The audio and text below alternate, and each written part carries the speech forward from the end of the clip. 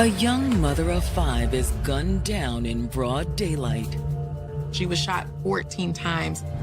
You can literally see the dirt kicking up from the bullets going to her body. And it doesn't seem like an isolated incident. There was a capital murder there the day before. There was the same MO in both of these shootings. As witnesses emerge, a picture of the shooter comes into focus. She made eye contact with their killer. He looked up at me and like, I'll kill you too. But the secrets behind her murder won't stay buried. He always used to sneak and hit her. I didn't believe it when they told me. He was just cold-hearted. How long will he run before the truth catches up? Police knew just how dangerous this person was. Carefully view all the photographs. You want to get him apprehended as quickly as possible? There's only one that might be close to it. They have the witnesses that are able to identify him. Now the problem is, how do we find him? September 23rd, 2021. It's Thursday morning in Houston, Texas, the nation's 4th largest city. There are about 5 million people in the greater Houston area, and you can drive 2 hours and still be in Harris County. It's the largest county population-wise in Texas. It's probably about the size of the whole entire state of New Jersey.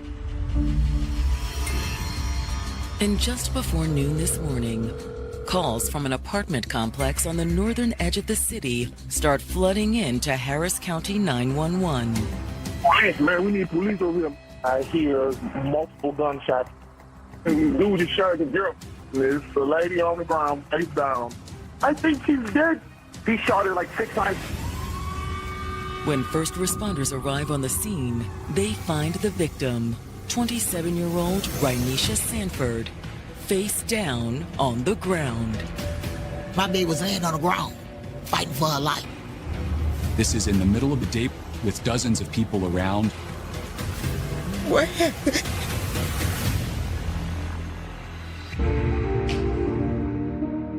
Rainisha Sanford had always been a fierce protector of the people she loved. She was the one who's not afraid to speak up. Like, when something was wrong, she'll let people know. She defended us. Everybody looked up to her. She was a loving, caring person. She made sure everybody around her was good. And there was nobody Rainisha loved more than her children. When she became a mother, she was proud. She had 5 kids, beautiful kids, a son, 4 girls. She was a loving, caring parent. Her kids was everything to her. Her kids never went without. They loved her. That was their best friend.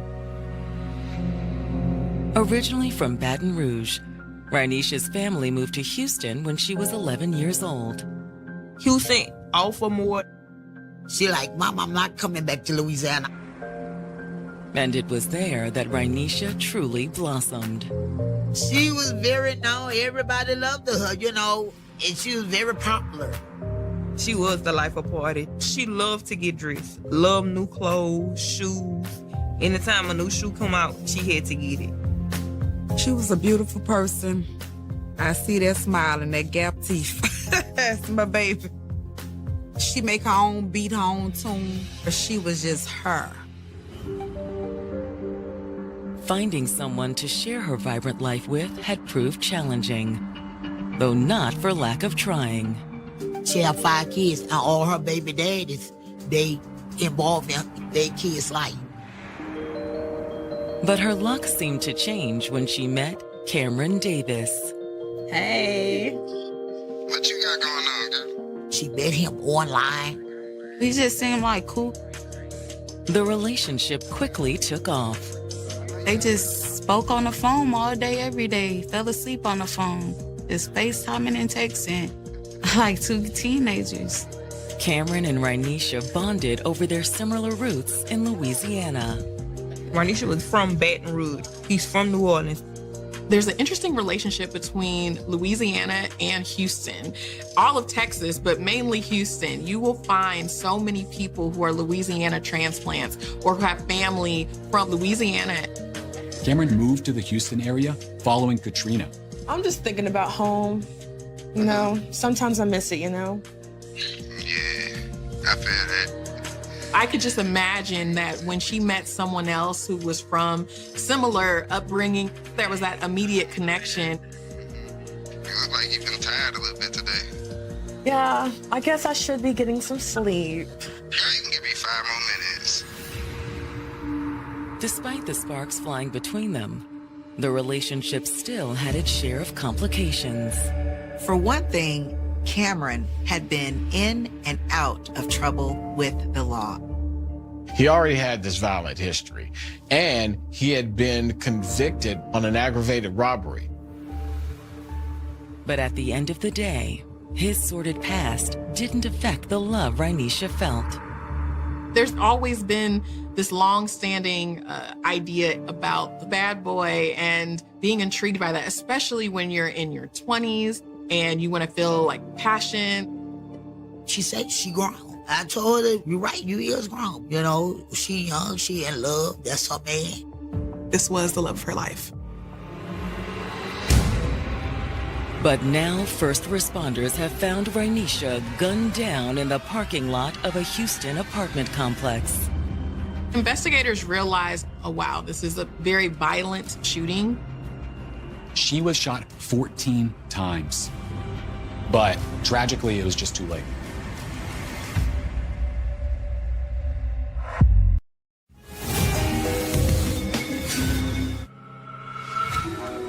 "27-year-old Rainisha Sanford had built a beautiful life for her family in Houston, Texas. She had 5 beautiful kids, a son, and 4 girls. When it came down to her kids, she was very devoted. And she'd fallen in love with a man named Cameron Davis. They were always together.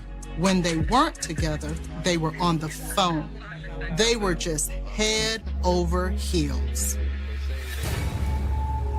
But now, Rainisha's life has come to a sudden, violent end. After reports of a shooting at a suburban Houston apartment complex, sheriff deputies found her dead from multiple gunshot wounds. She was shot 14 times.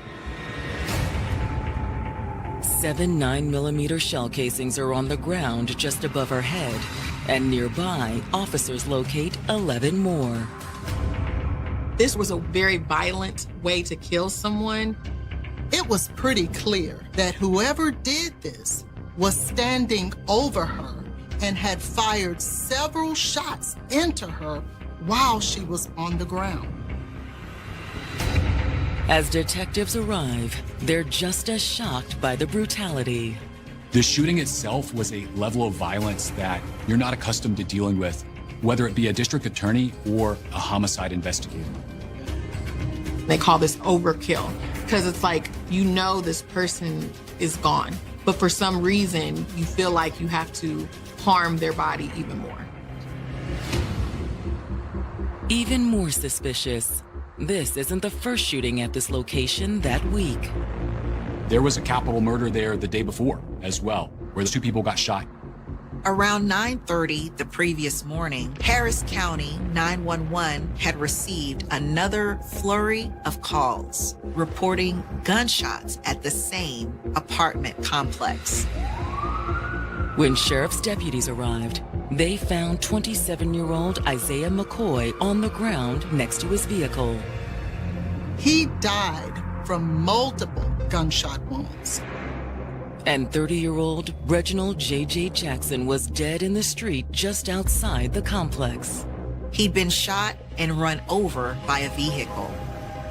Surveillance footage from the property showed a man approach the 2 victims while they were in the parking lot. The man then shoots McCoy multiple times. It was a close-range shooting. But Jackson took off running. There was somewhat of a chase. As Jackson reached the street, the shooter caught up with him. He gunned Jackson down before returning to the apartment complex and disappearing from the camera's view. Moments later, an SUV sped out of the complex, struck Jackson where he lay on the street, and then drove off. There was somewhat of the same MO in the pattern of violence that happened in both of these shootings. It's not common to hear about a deadly double shooting at an apartment complex, and then the very next day, you hear about another deadly shooting. What if she had some sort of connection to McCoy and Jackson? Or maybe she was a witness that could identify their shooter. Before investigators can check the surveillance footage to see if they can ID Rainisha's killer, they speak with a woman who claims to have seen the whole ordeal. I was out there drinking my coffee and stuff, and I noticed them kind of getting into a dispute. One of the people she describes was Rainisha. The other was a clean-cut black male. The man was wearing a white t-shirt, light pants, and black slides with socks. And he was holding a gun. The witness claims that she overheard the man trying to convince Rainisha to get back into the car. Come on, get in the car. He had like her flip-flops, So and he tossed them back to her, and she was scared to even pick those up. The witness said the woman was terrified. It was as if she did not want to take her eyes off of him to get the shoes. But then, the gunman noticed her watching. He looked up at me, and I was like, don't. And he's just kind of like, I'll kill you too. To make eye contact with that killer was very scary. Even scarier now that the person knows where they live at. She was terrified of retaliation and retribution at a future date. That's when the witness says she started gathering up her things to go back inside. She said she figured it wasn't any of her business. But before she could get inside, the man took action. All of a sudden, she's running, and he's shooting at me. She sees this man shoot this woman several times, and I just can't imagine the fear she must have felt. The witness describes the weapon as a small 9mm with an extended magazine. This explains how the shooter was able to fire so many rounds at Rainisha. After the shooting, the man abandoned the car and took off on foot. He allegedly ran between the buildings towards a nearby gas station. With no time to waste, police follow his route. Officers are able to find another eyewitness. A gas station employee believes they saw the shooter. He matches his physical description. He's on the run. This guy needed to be apprehended as soon as possible. Not long after the murder of 27-year-old Rainisha Sanford, it seems Houston police are hot on the shooter's trail. There is a witness who saw the gunman flee on foot in the direction of the gas station. So investigators followed his path. An employee at the gas station told officers that a man with a gun had run across their parking lot. The surrounding areas want to know what's happening in their community. Is this something that they should be concerned for their safety? Luckily, the employee saw where the man went next. This witness last saw him running, going to nearby apartments. Police locate that individual and bring him in custody. However, as they talk to the man, they quickly realize it's just a dead end. He was cleared. He was not the assailant in this case. But as law enforcement continues to canvass the area, they do locate what appears to be the murder weapon. Officers are able to find surveillance behind a nearby corner store. The camera was able to capture the suspect taking the magazine out of the gun and disposing of them separately. Officers were able to go out and recover them, and so now we have the murder weapon. Meanwhile, the investigation at the crime scene is ongoing. The car that the eyewitness saw the shooter and Rainisha get out of is still in the parking lot. The car has out-of-state plates. Inside was a fast food bag, some cups, and a cell phone. Leaving the car for the CSI team, detectives make their way to the apartment's main office. They want to know what, if anything, had been captured on the complex's security cameras. The apartment complex had installed surveillance cameras where they can pretty much see everything that's going on in the property. Having a video itself is unique, you know? I mean, thank God for the video, right? Because you've got this sort of credibility.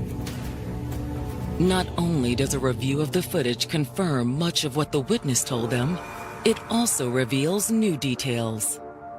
There's no doubt in what you're going to see on video versus what an eyewitness can maybe sometimes forget to report, or they didn't see the full situation.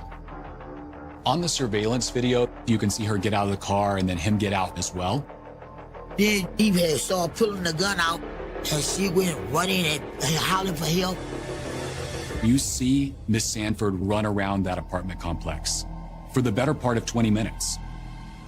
And you see where he shoots her again and again and got closer so he could be over her. He shot her like 5 times in the head. The shooting itself takes place really far away, but it's really horrific. The building's maintenance man tells detectives that he's seen the gunman and the victim around the complex before. In fact, he said the gunman was around the day before when the double murder occurred, hanging around Building 20. But does that mean that Rainisha's murder had something to do with the deaths of McCoy and Jackson? We have 2 men who are shot and killed, very similar to how Rainisha was executed when she was murdered. Is this drugs? Is this gang? Are they connected? He also tells detectives of a strange encounter between a carpet cleaning crew and the victim earlier that day. They told him something happened, but he didn't have many details. So he gave them the company's information, and the detectives give them a call. And the story the workman tells is shocking. He said they were working on an apartment, and they say Rainisha ran in and hid behind the door.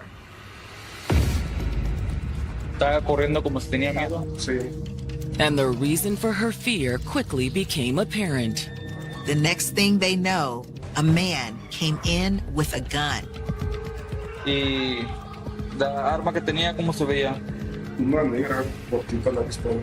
And he points the gun at them as well.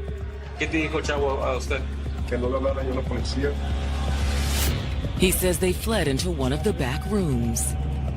They were in fear for their life and also unsure of how to protect Rainisha in the moment. If you're a third party and you see something like this, it's best not to intervene yourself. From the back room, they said they could hear the man with the gun yelling at the woman. He demanded, Rainisha to leave the apartment. This went on a couple of minutes before they both left.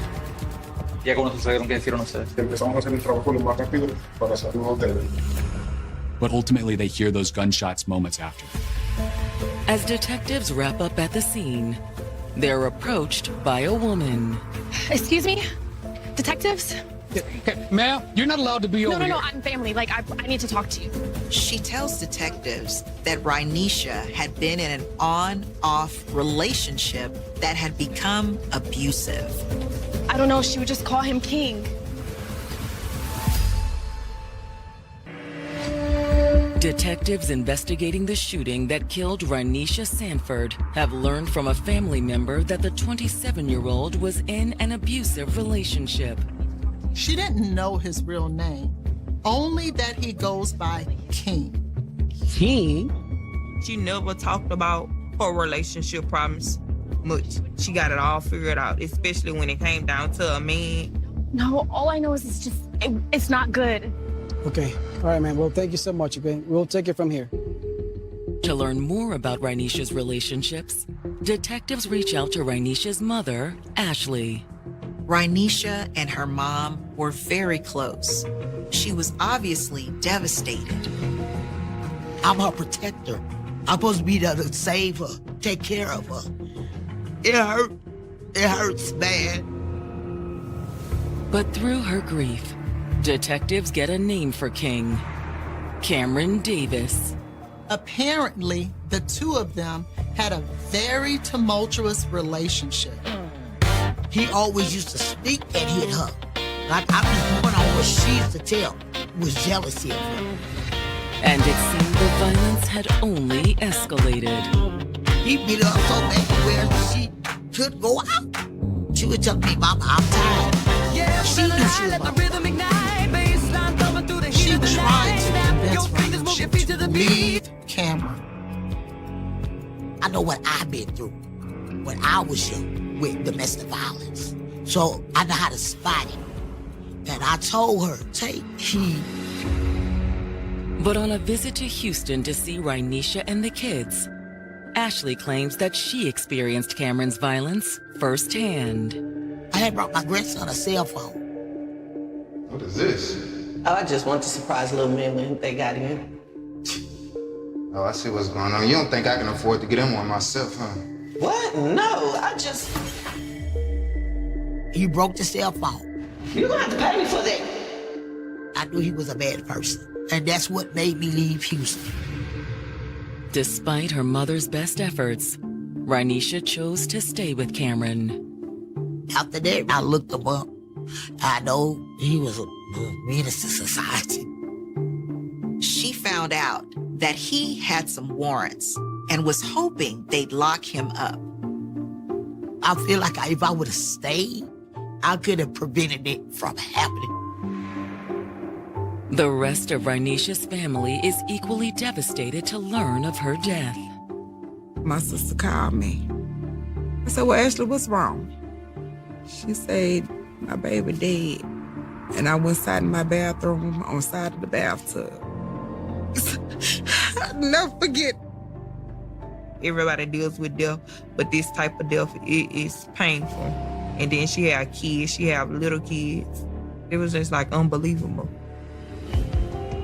After talking to Rhanisha's mother, detectives run a search on Cameron's name. In his background, he had a lot of violent crimes. In fact, his criminal history dates back more than a decade. Cameron Davis had previously been to prison for aggravated robbery. But what seems especially relevant to detectives is the fact that Rhanisha had previously filed assault charges against Cameron. In 2021, Cameron Davis was charged with 2 separate domestic violence cases, both involving Miss Sanford. The first case happened in January. The arrest happens in front of the hotel staff, and he tells the hotel staff, if you call the police, I'm gonna kill you, right? So that's a serious allegation in and of itself. He was arrested, but he wasn't in jail long. Everybody being legally entitled to a bond, he posted a bond, and he stopped appearing for that case. Although Rhanisha had managed to take out a protective order against Cameron. But that didn't stop him from assaulting her again, only a few months later. There's another case where Rhanisha had waved down to the police officers who saw her mouth and they see her busted lip, and she tells the police, Cameron did this to me, but he's gone off the scene. So as you can see, it just continues to escalate. A warrant was issued for Cameron's arrest. And that case ultimately is still an open warrant when this murder tragically occurs. When you see that someone has a criminal record of harming the victim, that makes them suspect number one and makes it clear to them where the investigation is heading. Armed with Cameron's mugshot from his police file, detectives arranged to meet with the woman who witnessed the shooting. They put together a photo spread and showed the witness to see if they can identify him as the subject. Carefully view all the photographs. You are not obligated to identify anyone. Detectives are in luck. There's only one that might be close to it. She was able to identify that that was, in fact, him, Cameron. An eyewitness to the murder of Rhynecia Sanford has identified her boyfriend, Cameron Davis, as the man who shot her multiple times in a Houston apartment complex. Her family had also informed detectives that Cameron was violent and abusive. He was just cold-hearted. She did put restraining order on him. She got fed up with it. Everything is in black and white within Cameron's police record. When you see that someone has a history, a criminal record of violence or threats or harming the victim, that makes them suspect number one. For Cameron Davis, he had 2 prior cases filed on him for this same type of behavior that we actually see escalating as well. So detectives secure a warrant for his arrest. They try to pick him up, but Cameron is not at any of his addresses. So the sheriff's office issues a bolo for him. While officers work to track down Cameron, detectives follow another lead, thanks to the car he'd abandoned at the crime scene. Police discover that the vehicle was a rental car. Only the person who rented it wasn't Rhynecia or Cameron.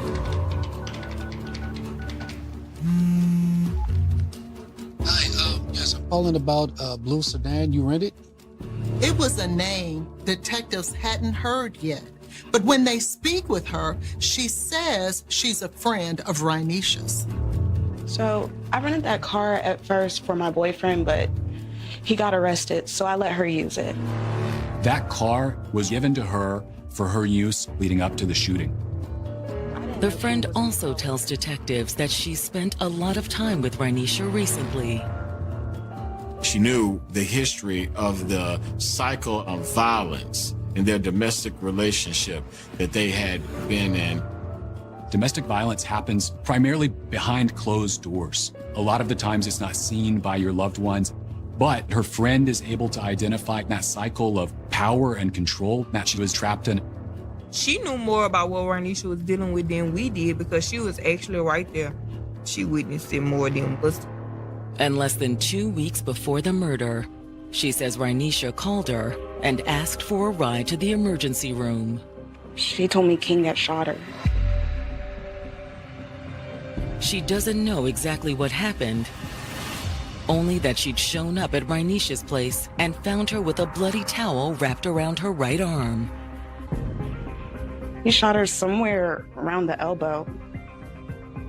Rhynecia was even less forthcoming with the doctors. She didn't want to report that at the hospital.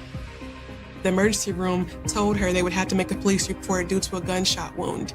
That was her moment to be able to share that X, Y, and Z is happening to me behind the scenes, but she couldn't, which tells me she was in fear of her life. Her friend also confirms that Rhynecia was with Cameron on Thursday morning. She was able to tell them that moments before the shooting, she was on the phone with Rhynecia. Hey, girl. I didn't know King was in the car with her. Thinking that she's just chatting with her friend, she mentions another man. Then she heard Cameron in the background. Who is Mello? Cameron even grabbed the phone. What's going on? Hey, you better come and get your girl. I care. Then he hung up. About 20 minutes later, 911 calls start coming in to report a shooting. When detectives follow up on the friend's statement, They do find a police report regarding the previous shooting incident. She left the emergency room department before they got the name, but the report was still filed. Then Rainisha's autopsy report comes in, also confirming the injury. The report refers to a healing defect on her right arm. It also lays bare the sheer brutality of her murder. It's not just that he shot her once in the back. He shot her again and again and again. One of those bullets transected her spinal cord. She was not able to brace herself as her body fell against the pavement. I think his only mission was to make sure that she stayed unalive. However, the detectives are still no closer to finding Cameron. Houston is so large, and there's so many violent crimes. The police only have a certain amount of resources, do surveillance and all the things necessary to track down an individual. So the community is going to be on edge because you got your families living in these places. You got your kids that you want to be able to play outside. They can't play outside because police are trying to find the suspect that just possibly killed this person. Weeks turn into months with no sign of the fugitive. When you have someone who's a violent offender like Cameron Davis, you want to get him apprehended as quickly as possible. Now the problem is, how do we find him? More than a year after Rainisha Sanford's brutal murder, Houston police are still searching for their prime suspect, her boyfriend, Cameron Davis.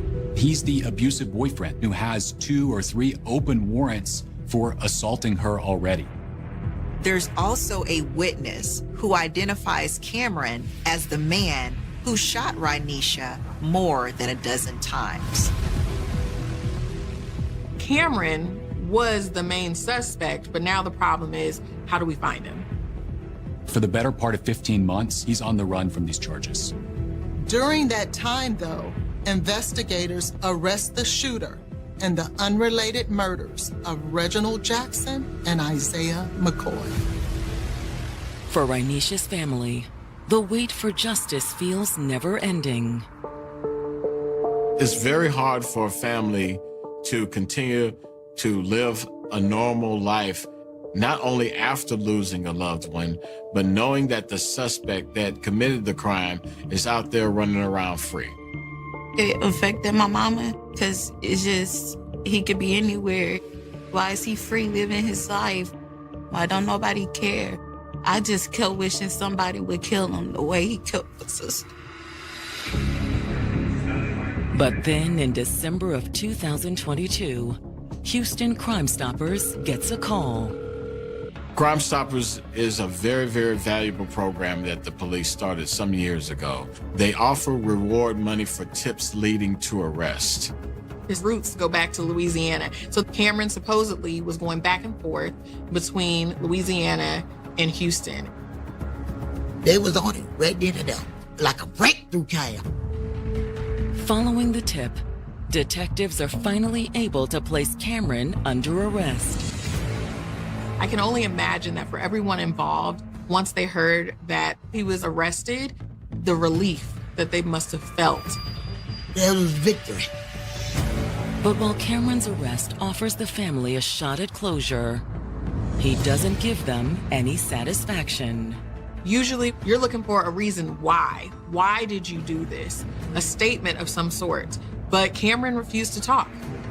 Defendants are not required to give a statement to the police. It's their Fifth Amendment right to not do so. So when someone is arrested but doesn't give a statement, it gives them flexibility as far as the evidence at trial to craft their defense to whatever they think the evidence will show. In custody, he remains silent. But that's hardly a setback for the prosecution. Each one of these pieces of evidence means a lot.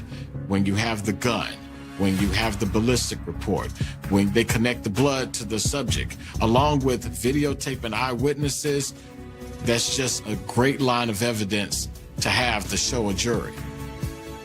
But while the evidence in this case was strong, you can never take a verdict for granted because you never know what a jury will do. When the case goes to trial in April of 2024, the prosecutors paint Cameron as a man consumed by rage. We don't know exactly why Cameron Davis did what he did. However, with these domestic violence situations, whenever the victim is trying to leave, that is usually when the assailant has this mind frame of, if I can't have you, no one else can. Investigators believe the initial trigger was Rainisha's phone call with her friend. Hey, girl. Look at Mello for you. Oh, for real? Who is Mello? Well, you let me finish, you can see it was nobody. He only got angrier, and Rainisha ran from the car to escape him. But Cameron refused to let it go. Are you gonna come and get your girl? Get right here! Instead of letting things cool off, he chased her through the apartment complex. And that's what sets off this sort of tortuous 20 minutes where she's running for her life. We're able to see on surveillance Miss Sanford running around that apartment complex in what we can only really imagine is abject terror.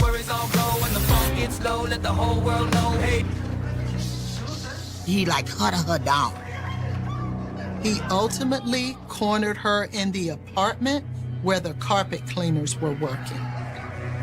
On the way back to the car, her nightmare continued. Come on! Come on! Cameron! Come on! Cameron, no, please! Come get in the car! Get in the car! What am I supposed to do with all these cameras out here? He threw her shoes at her, and she's so scared that she actually hesitated to even get closer to get them. Shut up! I'll kill you too! Oh my God, Cameron! Oh my God, thank you, please! Come on! Cameron, please! Oh my God! That will always stick with me, just knowing that in those moments right before her death, she was literally begging for her life. When he saw her lifeless body fall to the ground, he still extended more rounds into her body.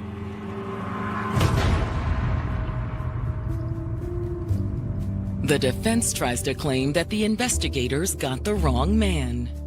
When the defense says that's not Cameron Davis on the video, we were able to loop in all of the prior instances of violence, the fact that they were in this relationship that was so toxic and on again, off again, the fact that her friend is able to identify Cameron's voice, as well as those witnesses who were there in the courtyard.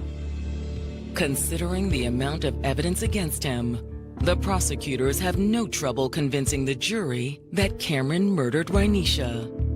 In this case, the jury ultimately returned a verdict of guilty. He now is serving a life sentence with eligibility for parole after 30 years. While the verdict of life itself is what I believe to be justice, just based on the level of violence that Cameron Davis demonstrated, I know that that verdict will never bring Miss Sanford back. It's equally bittersweet for Rainisha's family. They say justice was served, but to me, justice would never be served. He shouldn't see the lights, but they know. Like I said, I wanted him to die. I just felt like jail's way too easy. I want you to suffer like how we do. We got to go every day. I want you to do the same thing. Suffer. That's it. But there's no sentence, no matter how harsh, that will make up for how much Rainisha's family and her children miss her. I'm gonna be honest, I would never be okay. She is missed so much. She was my best friend. That's who made me who I am today. And I'm trying to stay strong. The kids I see every day, I watch them grow every day. I can't give them what their mama could give them. And that's mama love.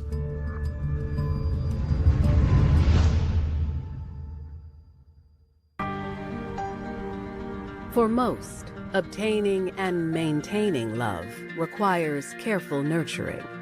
She swooped in and she latched on.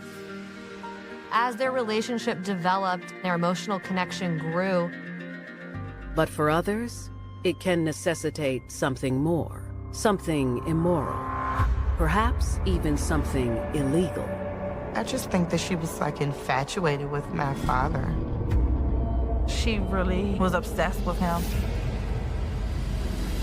That's when love can break apart and into something extremely dangerous. I found a dead body over in the woods. When you've taken things too far, is there any turning back? We know what happened. What happened? There was no limit to what she was willing to do for my father's love. Her answer was death. March 12th, 2017. It's a chilly spring day in the sprawling community of Henrico, Virginia. Henrico County, Virginia is kind of an umbrella to Richmond, the city. It wraps around the city proper. Henrico is pretty much known for its residences, as well as having pretty good schools. However, later that afternoon, an unsettling chain of events is beginning to unfold. Around 5 p.m., a young woman named Katie Turner started to get worried about her boyfriend, Martre Coles. Martre had plans to take a bus from his home in Henrico to Florida to visit a college. And Katie was expecting to hear from him. She thought he would text or call to say goodbye before he left for his trip. But Katie hadn't heard anything from Martre since 10 a.m. As the hours went by, Katie's mind just starts to spiral. Did he get on that bus? Was there an accident? Was he abducted somewhere? Katie decides to reach out to Martre's sister, Michelle Coles, to see if she's heard from him. Martre stayed at Michelle's house the night before he was supposed to leave for his college trip.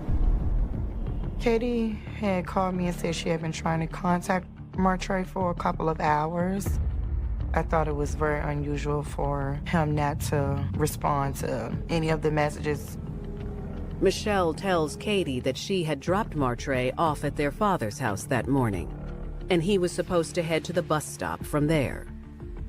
She asked me to go by the house to see if Martre was still there. Was he asleep? Had he left? I called my sister and told my sister what was going on. Michelle stated she called and she didn't speak to him either.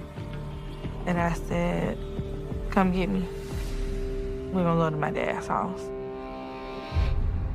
As night falls on Henrico County, the sisters arrive at their father's home, where Michelle had dropped off Martre earlier that day. They both were met by her dad and his girlfriend, Denise. Denise confirmed, hey, I just saw Martre and he was leaving to get on the bus to go to Full Sail University. According to Denise, Martre had left for the bus around 12 p.m. She was like, I don't know. He just up and left. It didn't make absolutely any sense to me. I never believed that Martre would have left without saying anything to us. So when we left, me and Michelle got in the car, and I instantly burst out in tears. And I told Michelle, something not right. For 19-year-old Martre Coles, the art of drawing was always his #1 passion. Being an artist, it runs in the family. He drew with pencils, ink pens, crayons, markers, and things of that nature. He wanted to go to school for graphic design for video games. At the age of 16, Martre leaned heavily into his art as a coping mechanism when his mother unexpectedly passed away from cardiac arrest. Martre took my mom's death very hard. It was like a cloud over him. But Martre wasn't the only one suffering. His father, Terrence Coles, was also devastated by the loss of his wife. Unfortunately, the death did nothing to bring father and son together. Instead, it made matters worse. He was so busy mourning himself, I don't think he addressed Martre's feelings at all. That within itself can create a wedge between a father and a son. Thankfully, things seemed to improve when Terrence began a relationship with co-worker Denise Gay. As their relationship developed and their emotional connection grew, Terrence invited Denise and her young daughter Mia to move into his home with himself and with his son Martray. And this happened pretty quickly. They had only been dating for about a month before she moved in. Denise also formed a bond with Martray. Denise was really loving to Martray and helped him try to get into his dream school, which is Full Sail University in Florida. She was helping him with the financial aid and getting his application in and speaking with the school advisor, getting a visit of the campus. For Martray, leaving his hometown of Henrico, Virginia, was a welcome chance at a fresh start. The morning I dropped Martray off at my father's house, we was talking about, his excitement going down to the school. He didn't really know what he wanted to do as far as his life after my mom's passing. And now he feel like, he knows what to do.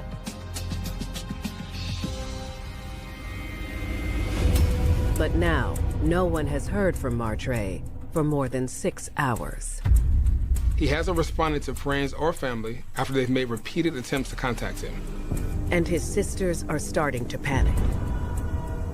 It caused an alarm immediately.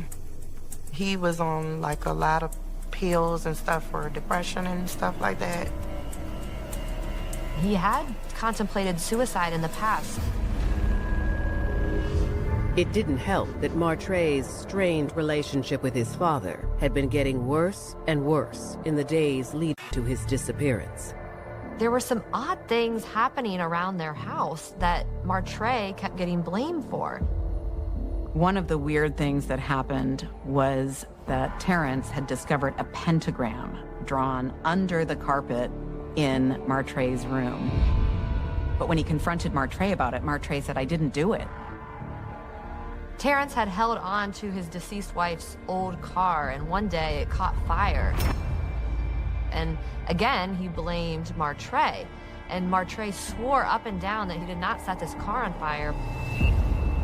Could the added tension with his father be the reason that Martray suddenly took off from home? There was a concern that maybe he'd harmed himself or done something drastic instead of going on his college tour. The next morning, with Martray's whereabouts still unclear, his loved ones look for any possible clues by searching his emails. Kate and Martray were so close that Martray actually shared some of his login information with her. As she scans the correspondences Martray received from Full Sail University in Florida, something catches her eye. It was fullsail@gmail.com and not fullsail@edu.com. If this is a legit school, why would they write him an acceptance from a Gmail account?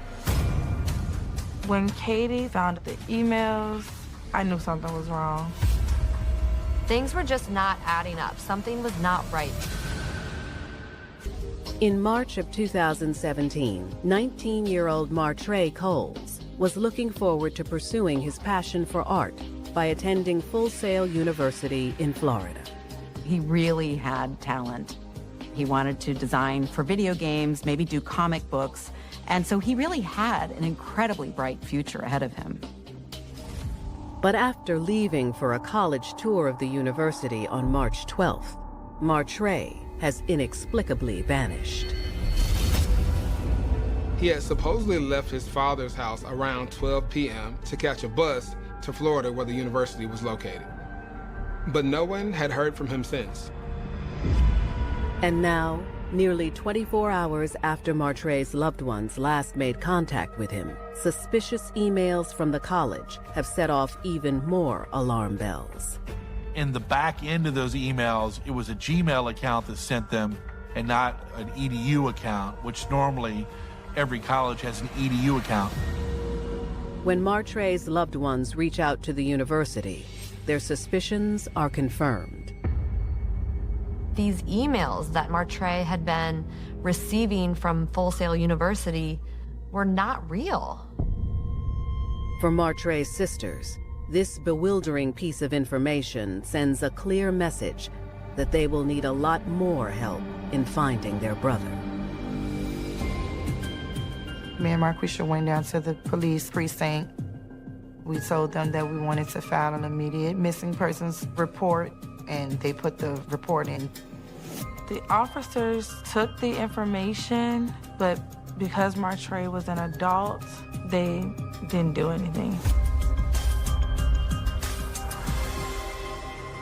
As days turn into weeks since Martre's disappearance, family members can only hope that Martre will eventually turn up safe.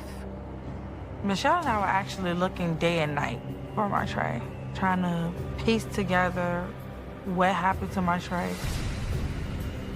Then, 3 weeks after Martre mysteriously vanished, a disturbing discovery comes to light. On April 2nd, 2017, a local resident named Aaron Thomas is out for a walk on his lunch break. This is a location that is an industrial part of the county. As he's making his way through, he sees this big plastic bin wedged between some bushes. When he got closer to that bin, he saw shoes hanging out the side. He decided to further investigate and then found out, oh, wait a second, there are legs and feet attached to these shoes. That's not good. When he opens it up, he could never have imagined the nightmare that he would find inside this bin. That is when he saw a human body. In shock, Aaron immediately dials 911. I found a dead body over in the woods. I just reported it. I don't know what to do. Were they still breathing at all? No. Okay. I've got police around. When police get there, they did discover what looked like a younger African-American male. The victim has been doused with powdered lime. Lime is a substance that will help keep the smell of decaying flesh down. His hands are bound behind his back with duct tape, but there was no signs of a physical struggle. There were no defensive wounds, there were no stabbing wounds, there was no blood. There was also no identification. They didn't know who this victim was. However, a quick search of recent missing persons reports provides investigators with a hit. The first report that Detective Egan receives is the one that Michelle and Marquisha Coles filed on behalf of their brother, Martre. It was obvious when she placed the two images next to each other that the body that was found was, in fact, the missing Martre Coles. After Martre's remains are transferred to the medical examiner, investigators are able to ascertain how he died. The way that Martre died was that he was suffocated. The toxicology report revealed that Martre had 2 drugs in his system. He had the sleeping agent trazodone, and he also had GHB. Gamma hydroxybutyrate, which commonly we call the rape drug, can be a suppressant. Investigators believe that Martre had been drugged first, and then after becoming drowsy, was then suffocated to death. But who did this to Martre? And why? He was a good kid going to good places, and it was all stripped away. What kind of a person would do something like that? April 2nd, 2017. 3 weeks after he was first reported missing, Martre Coles' body has been discovered inside a plastic bin in a wooded industrial park near Richmond, Virginia. Investigators had come up with a cause of death for Martre. He was drugged and suffocated. But they still didn't have a why. They didn't know who could possibly want to hurt this young man. Investigators set into motion a plan to find the person responsible for the heinous crime. Police place a camera in the woods, trying to figure out if somebody would come back to the scene of the crime. In an effort to avoid tipping off Martre's killer, police make the difficult decision to delay informing Martre's family that they have found his body. We did not feel like we could even share with the siblings, who of course had expressed this immense amount of concern for their little baby brother, because they could actually kind of blow the cover and we would lose an opportunity to take the next steps of the investigation. However, as detectives wait to see if the killer will return, a police sergeant from another division reaches out with information that stops them in their tracks.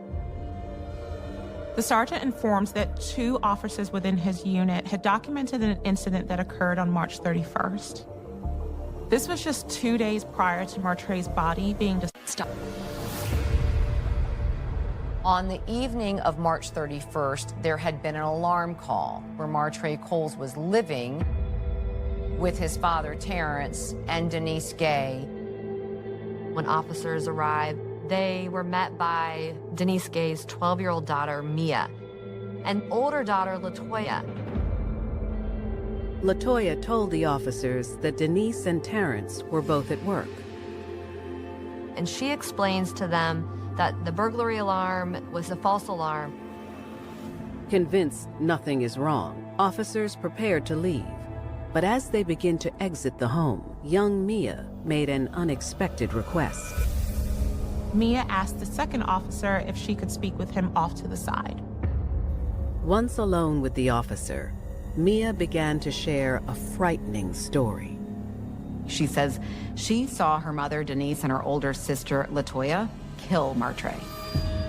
In excruciating detail, Mia laid out what she claimed were Martre's final moments alive. She says it started around 10:30 a.m. on the morning of March 12th when Terrence was at work. Martre had just been dropped back at the house after spending the night at his sister Michelle's. Denise was helping Martre with this plaster face mask project that he was doing for Full Sail University. She says she could hear Martre start to get sick and throw up. Then Mia heard Martre yelling, "Get off of me." And she ran to his room, and she saw her mother and her older sister on top of Martre.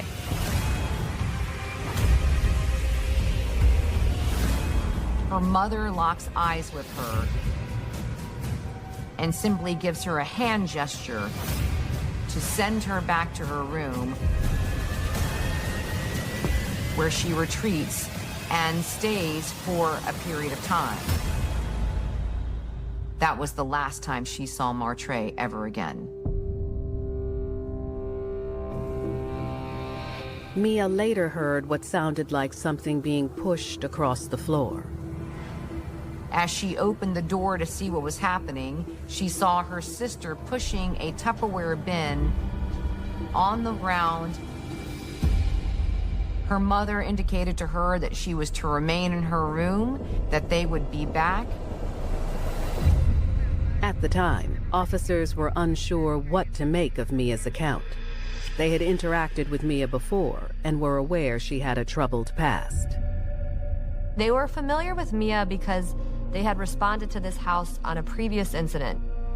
Mia had tried to run away from home after she was upset about a disciplinary action taken against her for some bad behavior. It's a point that LaToya emphasized to the officers. LaToya then is calling her mother, Denise, and explaining to her what Mia has told the police officers. It is during this time that Denise Gay is on her daughter's phone, speaking to the officer, trying to describe Mia as, again, a mischievous young lady, 12-year-old, who makes up stories, and that they should not believe anything that she's saying. The officers ended up leaving without taking any further statements on the matter. For whatever reason that we to this day don't know, no investigator came out on the scene that night. It seems unbelievable that the officers didn't do more with this information, since Martre had already been reported missing at this point. But since they weren't taking Mia very seriously, they never looked up the report on Martre to connect the dots. Now, homicide detectives have to wonder, was 12-year-old Mia telling the truth? You flip back to that day in the burglar alarm call, it totally made sense. Detectives, they're like, wait a second here, we got something. Investigators know they need to speak with Denise and LaToya as soon as possible. And later that same day, they'll get their chance. She was just very nonchalant, completely unconcerned. Where do you think he is? I'm looking for him. In April of 2017, Henrico County detectives have just made a stunning break in the murder case of 19-year-old Martre Coles. Martre had been living at his father's house along with his father's girlfriend, Denise Gay, and Denise's 12-year-old daughter, Mia. According to Mia, she had witnessed her mother and her older sister, LaToya, kill Martre with their bare hands. Although a troubled 12-year-old girl isn't the strongest witness, police can't ignore the fact that Mia's account matches key investigative details they've collected about the murder. The way that Martre died was that he was suffocated. That's essentially what Mia described she witnessed on the morning of March 12th. But if Mia is telling the truth, why would Denise and LaToya want Martre dead? Detectives were eager to speak to both women and start unraveling this case. They decide to bring in Denise first. During that initial interview, law enforcement didn't provide every piece of information that we had to Denise. We wanted to see if she would give us any information that would assist us in proving that she, in fact, was involved in the homicide. Where do you think he is? My gut feeling is he's with his girlfriend. I guess, would you expect to hear from Trey, or would his dad expect to hear from him, or? That's any given time, because I'm looking for him. I mean, we speak. It's not like we don't, say anything at all to each other. Right. She was just very nonchalant, completely unconcerned. We were hoping she would get curious and wonder how much we really knew. And the theory was that she may even be so bold as to go back to the location where Martre's body had been left in the tote to see if we had found him. Police still had their hunting camera at the scene, waiting. So after that initial interview, Denise was allowed to leave. We did not arrest her at that point, and she was allowed to go home. Detectives soon learn this isn't Denise's first run-in with law enforcement. She was from Richmond, Virginia, but she had lived other places. She had family in both North Carolina and South Carolina. We learned that up and down the eastern seaboard, she had been convicted of and incarcerated for crimes that involved various forms of fraud and deceit. This rap sheet she had was more than 10 pages long. It's just huge. By 2014, Denise was recently divorced and out of jail when she met Martre's father, Terrence Coles. Denise met Terrence Coles at a food plant where they both worked. Terrence was a really hard worker. He was a provider for his family, and that attracted Denise to him. I just think that she was infatuated with my father. He can be fun, comedian, very comical. But Terrence was also still grieving the death of his wife and doing his best to cope. Terrence was extremely vulnerable during this time. And this is where Denise really found an opportunity to almost groom him. She swooped in and she latched on. I believe Denise's position at the time was very beneficial. He was used to having a wife at home, someone who caters to him. And when Denise placed herself there and we're doing those things, he was okay with it. After just a month of dating, Terrence moved Denise and 12-year-old Mia into the home. Denise really stepped into the role of mother and wife. She was doing things around the house, cooking and cleaning, and she really seemed to be building a close relationship with Martray. But in reality, was Denise a wolf in sheep's clothing? Investigators were about to get one step closer to proving that theory. We went back to retrieve the memory card from that camera, and an individual had returned to that location. She returned to the dump site. They caught her on camera. April 2017. In Henrico, Virginia, detectives are zeroing in on Denise Gay as their main suspect in the murder case of 19-year-old Martray Coles. Denise's youngest daughter, Mia Gay, reported seeing Denise kill Martray with the help of her other daughter, LaToya. And now, thanks to a camera investigator set up at the body dump site, they get another win in their case against Denise. We found images of an individual caught walking through the camera shot. It wasn't hard for detectives to see that, okay, that's Denise, that's her shape. We believed that Denise was trying to take Martray's body and dispose it so that we would never find it. However, what she did not know is we had already found Martray's body. When detectives get their hands on Denise's phone records, they uncover even more evidence tying her to the crime scene. On the morning Martray was killed, phone records show Denise's cell phone pinging at her home until 2:30, and then driving over to the site where Martray's body was found, and she stayed there for 7 minutes. Armed with these latest pieces of damning evidence, police decide to bring Denise in for another interview. But this time, they're playing hardball. Law enforcement disclosed to her that Martray was dead and that we had found his body. What happened? That's what we want you to tell us. Denise is playing this thing off cool and collected. She's acting like, you know, she doesn't know anything about the homicide. You're saying that you know what happened? We do. What happened? You killed him in your house. The last time you saw him, he was in a storage bin. She never seemed to be shaken, rattled by anything that was presented to her.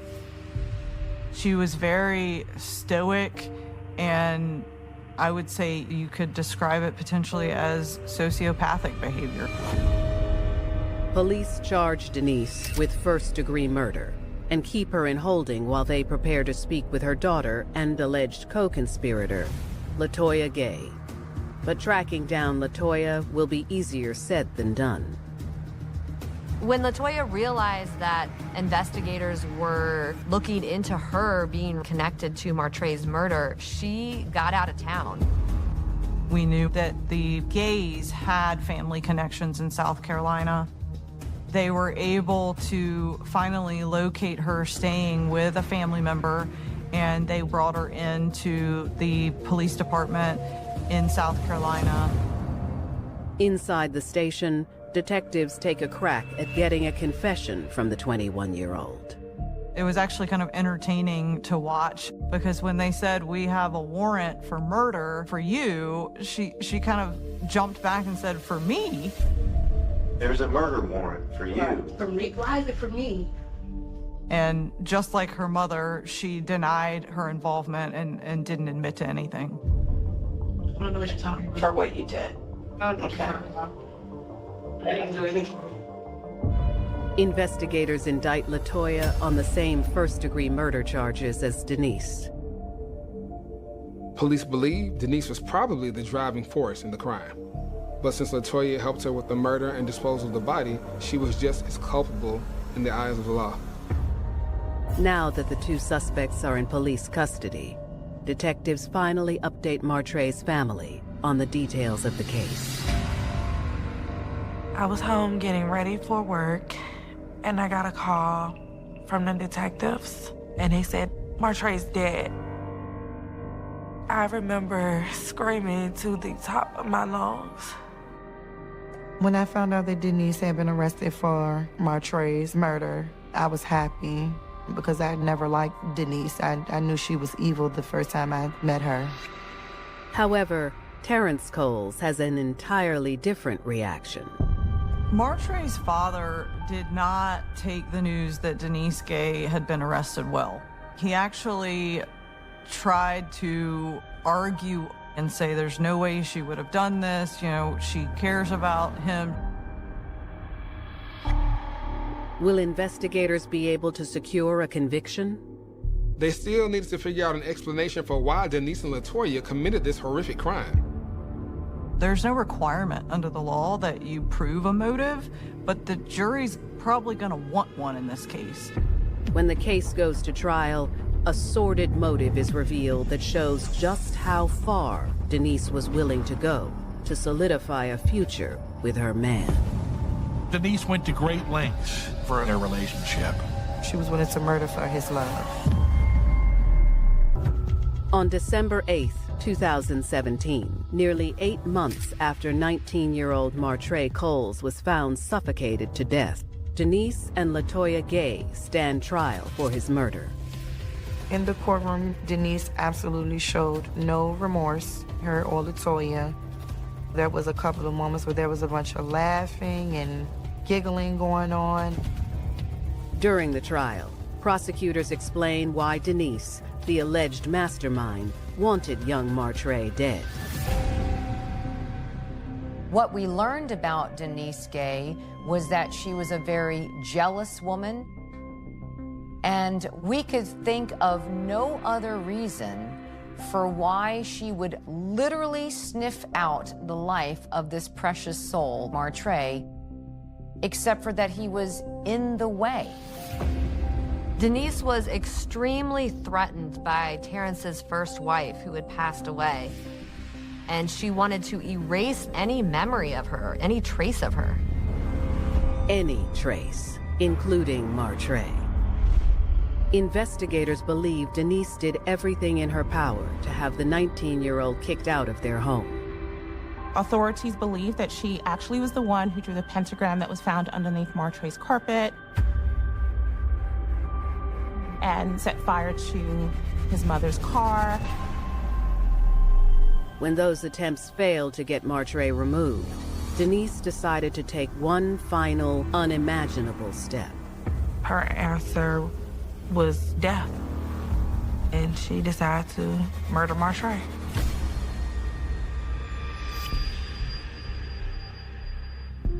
We were able to see that Denise Gay's computer in the house where Martre lived was the computer that was sending him emails proposing that he visit Full Sail University. She figures that if Martre gets accepted into his dream university, no one would think twice if he goes away and they don't speak with him again. On the morning of March 12, 2017, Denise put her heinous plan into motion with the help of her oldest daughter, LaToya. I think she knew her daughter would agree to do it because I think LaToya had been manipulated by her mother for so long that she was probably more afraid of what her mother would do if she said no than of going to jail for her mother. To make the process easier, Denise decided to drug Martre. Perhaps she had given him some type of drink that she had put the drugs into so that he would be somehow subdued. That was Denise and LaToya's opportunity to take him down. They suffocated him to death.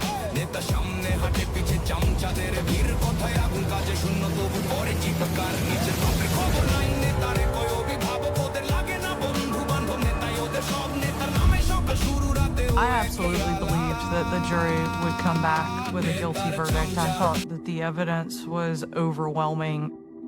But after the jury retires to deliberate, their verdict sends shockwaves through the courtroom. The jury found LaToya and Denise Gay guilty on the conspiracy charge, but they were deadlocked on the murder charges. The conspiracy charge will only yield a 10-year sentence. I still to this day cannot wrap my head around how the jury agreed that LaToya and Denise Gay had conspired to kill Martre, but they couldn't agree that those two individuals had done it. However, a surprising development involving Martre's father gives investigators a promising chance at a new trial. Probably one thing that Detective Egan, nor Stacy, nor I would have ever imagined would have happened in a million years is the phone call that Detective Egan got from Terrence. After seeing the evidence presented in the first trial, Terrence Coles had come around to the idea that his girlfriend Denise may not be as innocent as he once thought. And now he is willing to help law enforcement put her behind bars. He had located Denise's purse in the closet that in fact had her cell phone there. For investigators, the discovery of Denise's phone proves huge. Investigators were able to see text messages between LaToya and Denise Gay about the dump site where Martre's body was found. And there were text messages about something being missing. Investigators also find a number of bone-chilling internet searches that Denise had conducted on her phone. There were things like how to dispose of a body. When prosecutors reveal this explosive new evidence in a second trial on April 12, 2018, the outcome is decidedly different from the first one. Denise was convicted of that murder charge, and the jury gave her the maximum sentence, which was life in prison. LaToya was found guilty of murder, but she was sentenced to 20 years on the murder charge. I think the jury felt that Denise was kind of the puppet master, and that's why the jury was more lenient with LaToya. Despite the guilty verdicts, the pain of losing Martre still hits hard with his family. We are still trying to get in a better place after Martre's death. She just took a lot from us, but I forgive her. I have to forgive in order to heal. Martre was a wonderful person. He, wasn't just a wonderful artist on paper. He was an artist in the inside. He could paint a smile without painting it. I miss him every day. This case is just absolutely heartbreaking. You have a teenage boy who is grieving the death of his mother.